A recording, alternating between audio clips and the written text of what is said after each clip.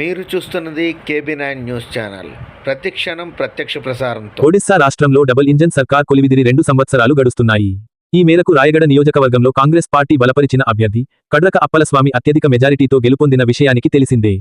ఈ 2 సంవత్సరాల అధికార పార్టీ పాలన పరమైన లోపాలను ఎత్తిచూపుతూ, తన నియోజకవర్గంలో ప్రధాన సమస్యలను చూపుతూ, విద్యా వ్యవస్థపై ప్రక్షాళన మరియు కావలసిన మౌలిక వసతులపై వివరిస్తూ ఆంధ్రప్రదేశ్ మీడియాకు ఆసక్తికర విషయాలు తెలియపరిచారు. ఆ విషయాలు ఆయన మాటల్లో తెలుసుకునే ప్రయత్నం. సార్, ఎమ్మెల్యేగా 2 సంవత్సరాలు మీ ప్రయాణం మా ప్రేక్షకులకు ఒక చిన్న స్పాట్ ఆర్టికల్లో చెప్పగలరా? నమస్తే, నా పేరు అప్పలస్వామి కడ్రక, రాయగడ నియోజకవర్గం ఎమ్మెల్యే. ఇది ఒక ట్రైబల్ ఏరియా, ట్రైబల్ డిస్ట్రిక్ట్. ఇక్కడ 75% ఆదివాసీలు ఉన్నారు. 5th schedule area. దీంట్లో మనకి డెవలప్మెంట్ అవుతుంది చెయ్యాలంటే ఎడ్యుకేషన్, హెల్త్, మరియు గమనాగమనం, తర్వాత మనకి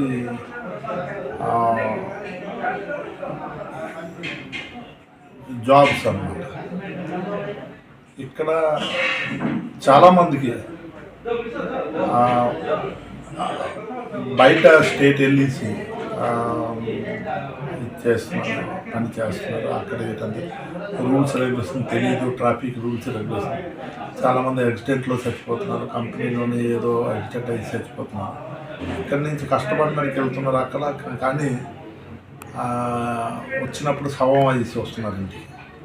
అంతా వాళ్ళు ఇంటికాడ అందరు కాల్సి ఉంటారు. ఒకవేళ మా నాన్నగారు ఏదో కష్టపడేసి వస్తే ఇక్కడ మేము ఏదో తింటాం, ఏదో చేస్తామని. కానీ ఈవేళ మా రాయగడ డిస్టిక్లో ఉన్నాను కానీ చూస్తాం అంటే 5 ఫ్యాక్టరీలు ఉన్నాయి. అలాగే నా నియోజకవర్గంలోని 3 ఫ్యాక్టరీలు ఉన్నాయి, చాలా పెద్ద పెద్ద ఫ్యాక్టరీలు. కానీ ఇక్కడ జాబ్స్ మా యువతకి దొరకటం లేదు. దాని గురించి కూడా నేను పోరాడుతున్నాను. రెండోది హెల్త్ గురించి, ఇక్కడ మెడికల్ కాలేజ్ గురించి అనేసి నేను చాలాసార్లు అసెంబ్లీలో కూడా నేను ఇది క్వశ్చన్ చేశాను. కానీ మెడికల్ కాలేజ్ మాకు ఇవ్వకుండా ఆయుర్వేదిక్ కాలేజ్ మాకు ఇచ్చేసాను. మేము అందరం ఇప్పుడు డిపెండ్ అవుతున్నాము ఆంధ్రప్రదేశ్ ఏపీ మెడికల్ మీద. ఎందుకంటే మాకు మరి ఇక్కడి నుంచి దగ్గర వైజాగ్ మాకు దగ్గర 190 కిలోమీటర్స్ ఇక్కడి నుంచి. కాబట్టి ఆంధ్రప్రదేశ్ మీద మేము ఎక్కువ డిపెండ్ అవుతున్నాం. రెండోది మాకు మెడికల్ కాలేజ్ ఒకటి అయిపోయింటే మేము దాని గురించి చాలాసార్లు నేను హెల్త్ మినిస్టర్ తోటి, మన సీఎం తోటి కూడా నేను మాట్లాడిన జరిగింది, కానీ ఇప్పటి వరకు అవ్వలేదు. మూడోది ఎడ్యుకేషన్లో కానీ చూస్తే మాకు చాలామంది పిల్లలు సగం నుంచి చదువు ఆపేస్తున్నారు. అంటే వాళ్ళకి కూడా చదువు చెప్పాలనేసి నేను ఎడ్యుకేషన్ మినిస్టర్ తోటి, డిఓ తోటి గారితో కూడా నేను మాట్లాడేసి, నేను మా డిస్ట్రిక్ట్కి మరియు నా నియోజకవర్గానికి పిల్లలు ఎలాగ సగం నుంచి చదువు అవుతారు ఆ టైప్లో నేను వాళ్ళతో కూడా నేను మాట్లాడడం జరుగుతుంది. సార్, ఇప్పుడు 2 రాష్ట్రాల్లో డబుల్ ఇంజన్ సర్కార్ హవా కొనసాగుతుంది. అలాంటిది ఒక కాంగ్రెస్ ఎమ్మెల్యేగా మీ నియోజకవర్గాన్ని అభివృద్ధి పరచుకోవడానికి ఎలాంటి ప్రణాళికలు చేపట్టారు? ఈ 2 చూడండి, ఇప్పుడు మా దీంట్లో లేము, మేము రూలింగ్లో లేము. కాబట్టి మాకు కొంచెం అభివృద్ధికి కొంచెం కష్టపడవలసి వస్తుంది. కాంగ్రెస్ అనేసి కొంచెం మాకు అభివృద్ధి చేయడానికి కొంచెం ఛాన్స్ ఇవ్వటం లేదు. ఇప్పుడు చూద్దాం డబుల్ ఇంజిన్. ఆ డబుల్ ఇంజిన్ ఇక్కడ చూస్తే వాళ్ళు ఏటి పని చేస్తున్నారో ఏటో నాకు తెలియదు. ఎందుకంటే ఇప్పటి నుంచి 1952 నుంచి ఎలక్షన్స్ స్టార్ట్ అయ్యేవి. అప్పటి నుంచి ఇప్పుడుకి డబుల్ ఇంజిన్ అంతే. బీజేపీ రాష్ట్రానికి ఫస్ట్ సారి గెలిచింది. 2 ఇయర్స్లోనే ఏటి చెయ్యాలో వాళ్ళకి అర్థం అవుతుంది. ఇలాగా ఎలక్షన్ మేనిఫెస్టోలోనే చెప్పారు 300 యూనిట్లు కరెంటు ఫ్రీ ఇస్తామనేసి, ఓల్డ్ ఏజ్ పెన్షన్ 3000 రూపీస్ ఇస్తామనేసి, మరియు ఒకేసారి మహిళలకు 50,000 రూపాయలు ఇస్తామనేసి వాగ్దానం చేశారు. అయితే జనాలు కూడా గుడ్డిగా నమ్మేసి అందరి ఆ ఓట్లు వేసారు. చూసినప్పటికీ అడిగారు, మాకు 300 యూనిట్ బిజిలీ కరెంట్ ఫ్రీ ఇస్తారు కదా ఏది అని అడిగితే వాళ్ళు ఏంటని చెప్పారంటే మనకి సోలార్ ప్యానెల్ గట్రా మీరు ఇంటి మీద తగిలించండి మీకు ఫ్రీ అయిపోద్ది అని. కానీ అదన్నీ ఒకటినే. రెండోది 3,500 ఇస్తామంటే ఆ 3,000 రూపాయలు ఓల్డేజ్ పెన్షన్ ఇస్తున్నారు. దాంట్లో కూడా చిన్నది రాజకీయం ఆడారు. 80 సంవత్సరాలు అయితేనే మీకు 3,000 రూపాయలు ఇస్తామని. 80 సంవత్సరాలు అంటే ఈ క్లైమేట్లో 80 సంవత్సరాలు ఎవరు బతకలేరు.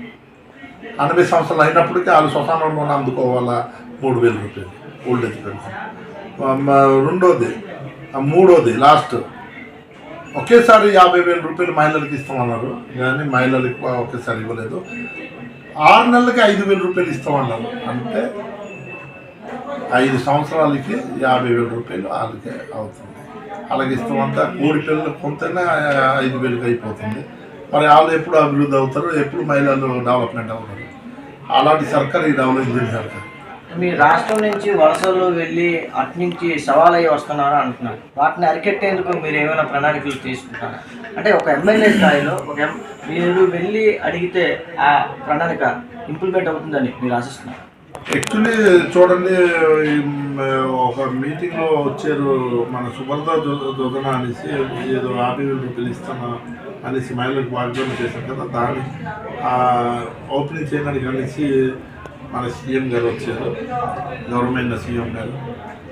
అతను ఆ రోజు చెప్పేది ఏంటంటే, నేను ఆ స్టేజ్లోని క్వశ్చన్ వేస్తే దాంట్లో చెప్పేది ఏంటంటే 80% లోకల్ పిల్లలకి జాబ్ ఇవ్వాలని. వాళ్ళు ఎడ్యుకేషన్ ప్రకారంగా 80% లోకల్ పిల్లలకి జాబ్ ఇవ్వాలని.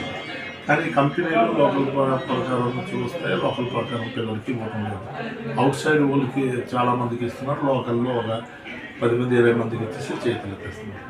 నేను దాని గురించి కూడా ఫైట్ చేస్తున్నాను.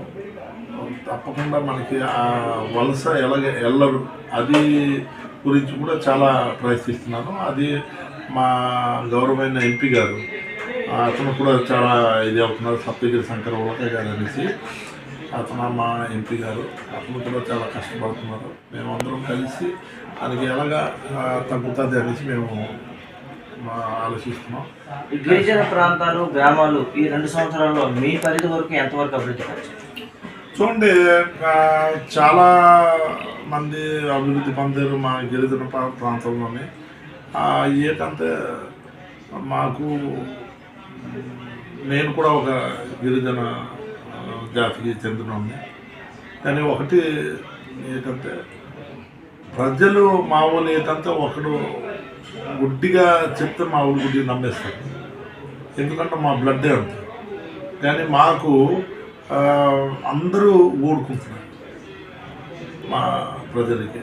కానీ అభివృద్ధి చేయడానికి అందరూ చూడటం లేదు. నేను చాలామందికి శిక్ష అవుతుంది మనకి ఫస్ట్.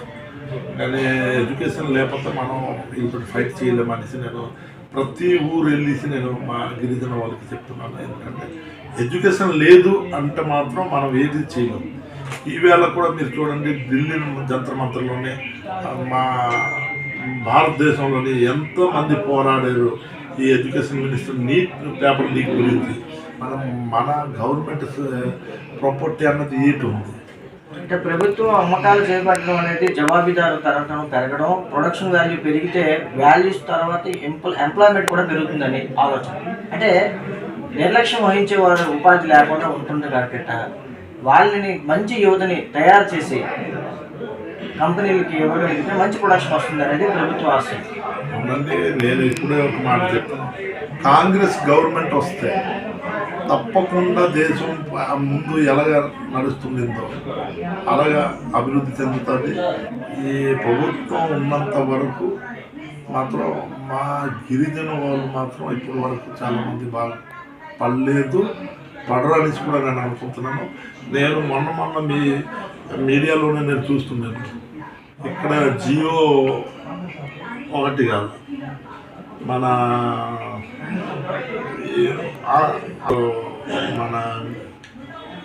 దీంట్లోనే చాలామంది గిరిజన ప్రజలు చేశారు, నరసన చేశారు. దేనికంటే మనకి గిరిజన వాళ్ళకి ఇది ఎఫ్ఆర్సి 1996లోనే మనకి ఇది పాస్ అయింది. అది ఇప్పటి వరకు ఈ గవర్నమెంట్ చేయటం లేదు. అంటే మీరు దాంట్లో చూసుకోండి, మన గిరిజనులకి ఎప్పుడు కూడా లైక్ చేయటం లేదు. మీ నియోజకవర్గంలో మిమ్మల్ని నమ్మి అత్యధిక మెజార్టీ సీట్లతో మిమ్మల్ని గెలుపొందించారు. మరి ఈ నియోజకవర్గ సమస్యలు కానీ ఎంతవరకు పరిష్కరించారు? ఇంకా నేటి యువతకు మీరు ఇచ్చే విలువైన సందేశం ఏంటి? యాక్చువల్లీ ప్రతి యువతకి నేను చెప్తున్నాను, అందరూ ఎడ్యుకేషన్ మీద ఫోకస్ పెట్టండి. ప్రతిదీ మనం ముందు తెలుసుకోవాలి. తెలుసుకున్న తర్వాత తప్పకుండా అవన్నీ సాల్వ్ అయిన అవకాశాలు ఉన్నాయి. మరి యువతకు కూడా నేను చెప్తున్నాను, ప్రతి ఒక్కరు ఈవేళ యువతే రేపటి దేశానికి అంతే వాళ్ళే దేశానికి బాగా చేస్తారనేసి నా నమ్మకం. రాబోయే 3 సంవత్సరాల్లో రాయగడ అభివృద్ధికి మీరు ఎలాంటి ప్రణాళికలు చేపడతారు?